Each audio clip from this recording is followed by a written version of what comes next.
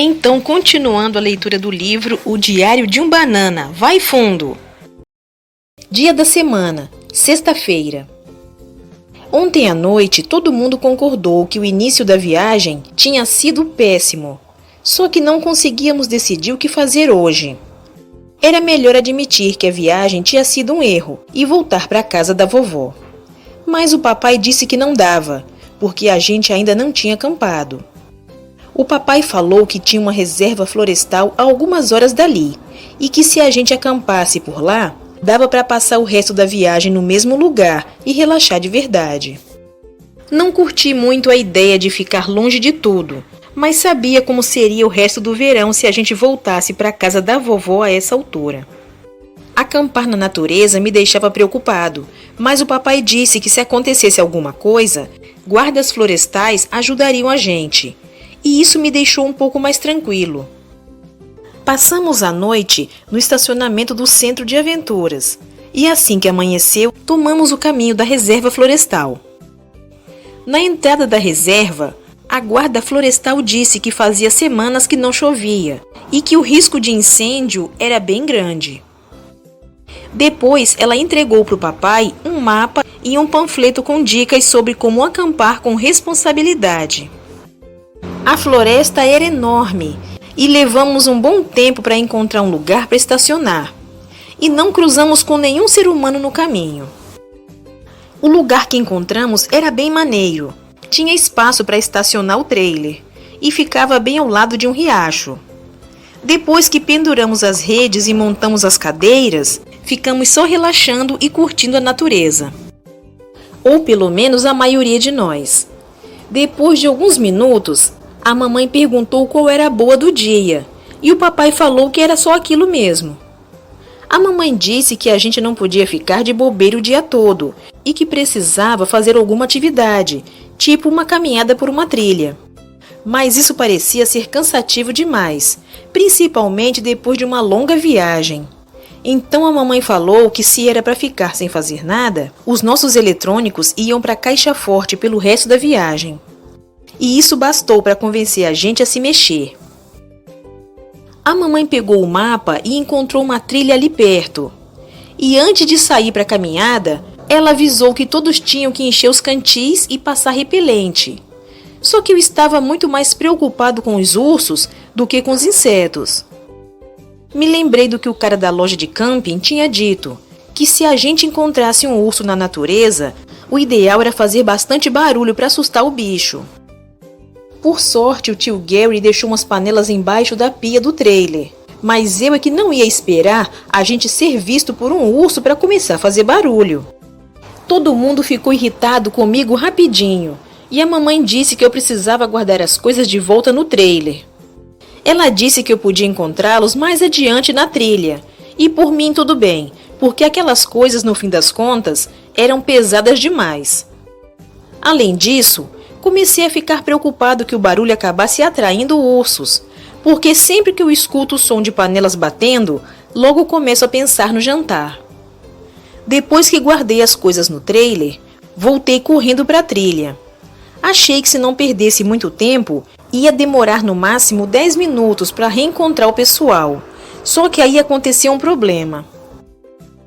A trilha se bifurcava e eu não sabia qual caminho a minha família tinha pegado. As minhas chances de acertar eram de 50%, então decidi pela trilha da esquerda. Mas depois de ter andado um tempão sem encontrar ninguém, achei que tinha pegado o caminho errado. Então voltei para a bifurcação na trilha e acabei com outro problema.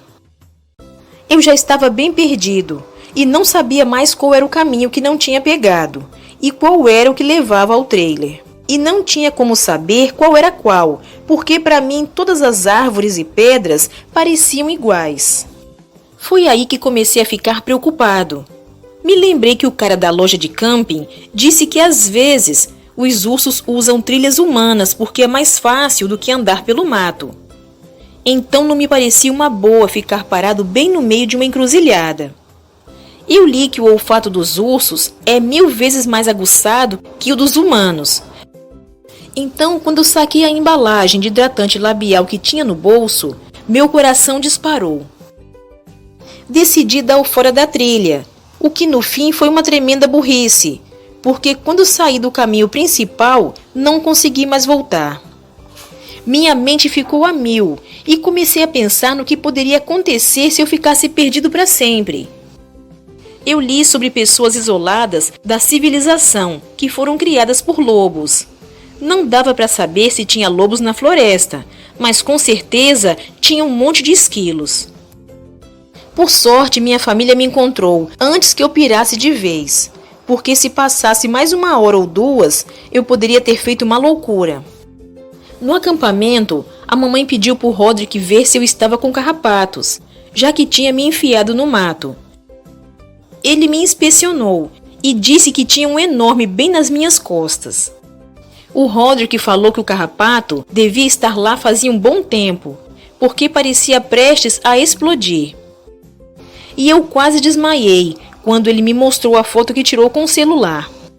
No fim era só zoeira, e o Roderick tinha baixado aquela foto da internet. Mas mesmo sabendo disso, fiquei sentindo que tinha alguma coisa no meio das minhas costas pelo resto do dia. A mamãe falou que todos precisavam tomar banho, porque depois de 2 dias de viagem, estávamos começando a feder. O Roderick foi o primeiro e ficou pelo menos meia hora lá dentro. Então, na minha vez, a água quente acabou. O papai deu uma olhada no tanque de gás e falou que estava vazio, o que significava que dali em diante só ia rolar banho gelado. Ninguém gostou de ouvir isso, principalmente a mamãe. Percebi que tinha alguma coisa cheirando muito mal no banheiro e avisei o papai. Ele disse que estava fedendo porque ainda não tinha esvaziado o tanque sanitário. Para ser sincero, nem tinha pensado sobre onde iam parar as coisas da privada do trailer. Em casa, quando a gente dá descarga, tudo é mandado num passe de mágica para algum lugar bem longe. Mas num trailer, a gente viaja junto com aquelas coisas todas. Se eu soubesse disso antes, não sei se teria topado essa viagem não. Comecei a ficar preocupado com o que ia acontecer se o tanque transbordasse. Então hoje, sempre que alguém pareceu querer fazer o número 2, tentei convencer a pessoa a ir para outro lugar. Acho que deveria ser grato por viver numa época em que existem privadas.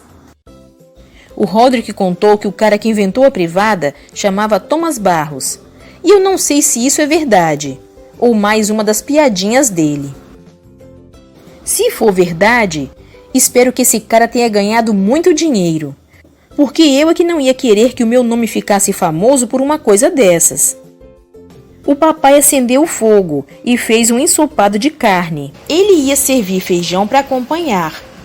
Mas o Roderick pôs a lata perto demais do fogo e aí já era. Depois do jantar, a gente amarrou o lixo e pendurou numa árvore com uma corda, como o cara da loja de camping tinha dito. Pensei que se algum urso conseguisse tirar o lixo dali, então ele merecia ficar com tudo mesmo. A essa altura já estava escuro e a mamãe disse para a gente ir dormir. Mas o papai falou que a melhor parte de acampar era sentar em volta da fogueira, numa noite de céu estrelado. Aí a mamãe ficou empolgada e tentou convencer a gente a cantar uma música que ela aprendeu no acampamento de férias quando era criança. Mas ninguém curte muito esse lance de cantoria, então a gente ficou só esperando ela terminar. Depois disso, o papai trouxe uns marshmallows e nós pegamos uns gravetos bem compridos. Enquanto a gente assava os marshmallows, o papai ficou todo sério. Ele contou que tempos atrás, quando foi acampar com o pai dele, os dois conheceram um velho guarda florestal que contou uma história bem maluca. O guarda disse que tinha uma cachorrinha chamada Matilda, que ia com ele a todos os lugares. Mas uma noite, o guarda acendeu a fogueira e viu uma criatura bizarra com olhos vermelhos e brilhantes, rondando o acampamento. Matilda foi atrás da criatura e o guarda seguiu os rastros dela pela mata. Mas o único vestígio que ele encontrou foi a coleira da cachorra caída no chão. O papai disse que toda noite o guarda ia dormir sozinho em sua cabana, torcendo para que Matilda voltasse, E em noites de lua crescente como a de hoje, dava para ouvir o uivo dela no meio da mata. A mamãe não ficou muito feliz com o papai ter contado a história, porque o Manny parecia abalado. E para ser sincero, eu também fiquei meio assustado. Aí ouvi um barulho que vinha lá do meio da mata e fez meu coração parar. Por uma fração de segundo, pensei que fosse o fantasma da Matilda. Mas daí saquei que o Roderick tinha sumido e que aquilo tudo era uma peça que o papai e ele estavam pregando na gente. Mas o tiro saiu pela culatra, porque quando o Roderick começou a uivar, o Manny deu um pulo e o papai terminou com o marshmallow em chamas grudado no joelho. Acho que o papai estava quase mergulhando no riacho, mas por sorte, o Roderick lembrou onde ficava o extintor. A mamãe começou a dar bronca no papai, dizendo que era uma péssima ideia assustar as pessoas, mas foi interrompida por barulhos estranhos vindos da floresta.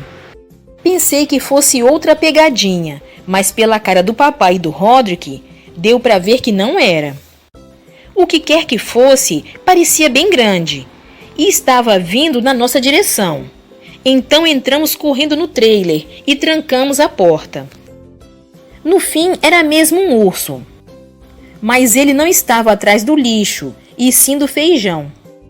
Quando o urso terminou de lamber o feijão, ainda queria mais. Gostaria de dizer que todo mundo ficou calmo, mas estaria mentindo. O papai pegou o volante para tirar a gente de lá, mas a chave estava perto da fogueira. E quando o urso começou a balançar o trailer, pensei que era o fim.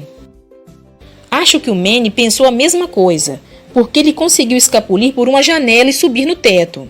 E levou o sinalizador junto. Continue aqui nos acompanhando. Fique com Deus e até o próximo vídeo.